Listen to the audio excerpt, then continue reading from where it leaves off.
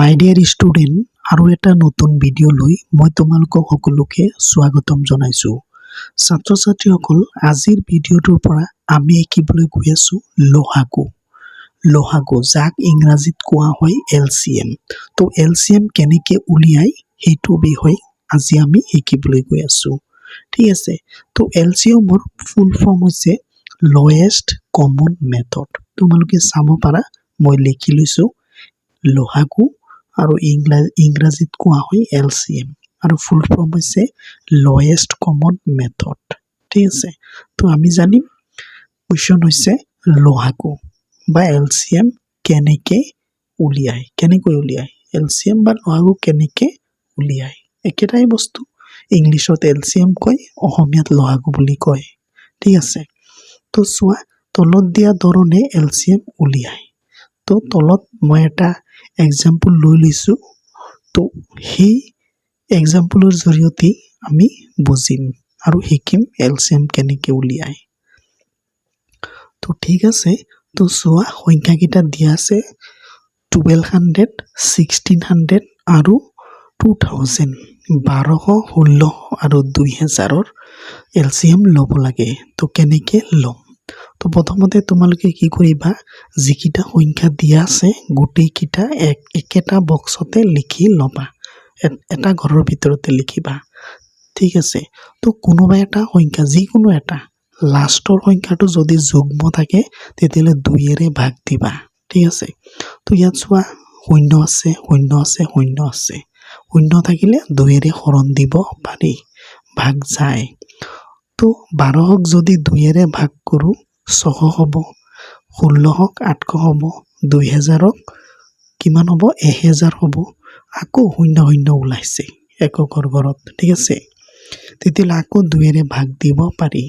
আকৌ 600ক যদি 2ৰে ভাগ কৰোঁ 300কে পৰিব, 800ক 400 আৰু 1000ক 500। ঠিক আছে, আকৌ 0 ওলাইছে, আকৌ 2ৰে ভাগ দিব পাৰি। 300ক 2ৰে ভাগ দিলে ওলাব 150, 400 হ'ব 200, 500 হ'ব 250। ঠিক আছে, আকৌ 0 আছে, তো আকৌ 2ৰে ভাগ দিম, 150ৰ আধা হৈ যাব ভাগ দিলে 75, 200 হৈ যাব 100 আৰু 250 হ'ব 125। ঠিক আছে, এতিয়া আকৌ এটা আছে এককৰ ঘৰত 5 মানে 75 আৰু এটা আছে 125 আৰু এটা আছে 100। তাৰমানে ইয়াতো 0 আছে, যিকোনো এটা সংখ্যাও যদি 0 থাকে তেতিয়াহ'লে 2ৰে ভাগ দিব লাগিব। তো 2ৰে ভাগ দিছোঁ, তো 75ক 2ৰে ভাগ কৰিব নোৱাৰি, 75ৰে থাকিব। 100ক 2ৰে ভাগ কৰিব পাৰি, কিমান হ'ব, 50। 125ক 2ৰে ভাগ কৰিব নোৱাৰি, 125 থাকিব। আকৌ চোৱা, 75 আৰু 125 আৰু এটা আছে 50, এইটোত 0 আছে এককৰ ঘৰত, আকৌ 2ৰে ভাগ দিম। তো 75ক 2ৰে ভাগ নাযায়, 75ৰে থাকিব। 50ক 2ৰে ভাগ দিলে 25 ওলাব আৰু 125 ভাগ নাযায়, 125 থাকিব। ঠিক আছে, তো এইবাৰ চোৱা, 75, 25 আৰু 125, 2ৰে ভাগ নাযায়, এককৰ ঘৰত যুগ্ম সংখ্যা নাই আৰু 0 নাই, তেতিয়াহ'লে এইবাৰ 3ৰে ট্ৰাই কৰিম।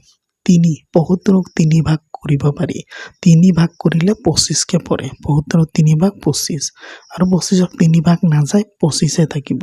125ক 3ৰে ভাগ নাযায়, 125 থাকিব। এইবাৰ আছে 25, 25, 125, তো 25ক ভাগ কৰিব পাৰি 5ৰে, 25ক 5 দি 5 বাৰ যায়, আকৌ 25ক 5ৰে 5 বাৰ যায়, 125ক 5ৰে 25 বাৰ যায়, 125ক 5ৰে 25 বাৰ যায়। এইবাৰ আছে 5, 5, 25, 5ৰে যাব, 5ক 5 এবাৰ, 5ক 5 এবাৰ যাব আৰু 25ক 5 5 বাৰ। এইবাৰ 1, 1, 5, তাৰমানে 5ৰে যাব। তো 5 একে হ'ব, এইটো একে হ'ব আৰু 5টো এইবাৰ 1 হৈ যাব। ঠিক আছে, তেতিয়া আমাৰ লহাগু হ'ব। তো এই যে যিকেইটা উৎপাদক ওলাইছে গোটেইকেইটা আমি পূৰণ কৰি দিব লাগিব। তো 2 ওলাইছে, 1, 2, 3, 4, 5, 6টা, 6টা ওলাইছে 2, 1, 3 আৰু 5টা ওলাইছে, 3টা ওলাইছে 5। তো এই গোটেইকেইটা পূৰণ কৰি দিলে যিমান ওলাব সেইটোৱে হ'ল আমাৰ লহাগু তো চোৱা 2 দুগুণ 4 4 দুগুণ 8 8 দুগুণ 16 16 দুগুণ 32 32 দুগুণ 64 আৰু 64 লগত 3 যদি পূৰণ কৰোঁ কিমান হ'ব 192 190 লগত 5 পূৰণ কৰিলে 960 আকৌ 960 লগত 5 পূৰণ কৰিলে 4800 4800 লগত 5 পূৰণ কৰিলে 24000 ওলাব মানে 24000 তো আমাৰ লহাগু হ'ব 24000 তো মোক লাগিছে তোমালোকে শিকিলা যে লহাগু কেনেকে ওলাই ডাঙৰ সংখ্যা থাকিলে আৰু সৰু সংখ্যা থাকিলেও নিয়মটো এনেকেই হ'ব একেটাই হ'ব ধন্যবাদ